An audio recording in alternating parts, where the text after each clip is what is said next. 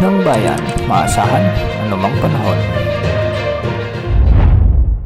Magandang oras po sa ating lahat. Narito na ang update sa lagay ng ating panahon ngayon at sa susunod na 24 oras. Sa kasalukuyan ay patuloy nating nararanasan ang maulap hanggang sa maulang panahon at ito ay dahil sa ilang weather systems na nakakaapekto ngayon sa ating bansa. Una rito ang northeast monsoon o amihan na siyang nakakaapekto ngayon sa may extreme northern Luzon, particular sa Batanes, na siyang magdudulot ng maulap na kalangitan na may mga kasamang pag-ulan. Dahil nga dito, posible ang mga biglang pagbaha at pagguho ng lupa lalo na kung may mga katamtaman at minsan ay malalakas na pag-ulan.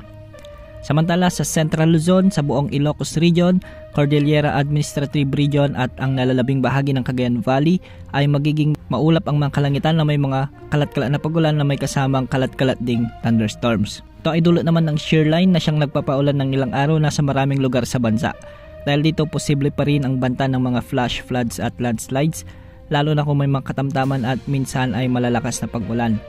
Sa nalalabing bahagi naman ng ating bansa kasama na ang buong Metro Manila ay magiging bahagyang maulap hanggang sa maulap ang mga papawirin na may mga isolated rain showers and thunderstorms. Ito ay dulot naman ng umiiral na localized thunderstorms kaya posible din ang mga banta ng biglang pagbaha at pagguho ng lupa lalo na kung may mga umiiral na severe thunderstorms. Samantala dahil naman sa northeast monsoon ay posibleng makaranas ang extreme northern Luzon ng maalong panahon o katumbas ng 2.8 hanggang sa 4.5 meters.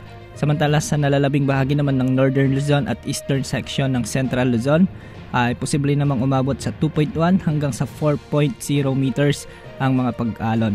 Sa nalalabing bahagi ng ating bansa ay posible rin ang mga 0.6 hanggang sa 2.5 na meters na mga pag-alon sa mga karagatan. Samantala dahil sa shear line, ngayong araw hanggang bukas ay posible ang mga heavy to intense rains o katumbas ng 100 to 200 mm na pag-ulan sa may Cagayan at Isabela. Inaasahan naman ang moderate to heavy o katumbas ng 50 to 100 mm na pag-ulan sa may Apayao, Kalinga, Mountain Province at Ifugao. Pinag-iingat natin ang ating mga kababayan dyan dahil posible ang banta ng pagbaha at pagguho ng lupa. Yan ang update sa lagay ng panahon. Ito po ang weather update ng bayan, maasahan anumang panahon.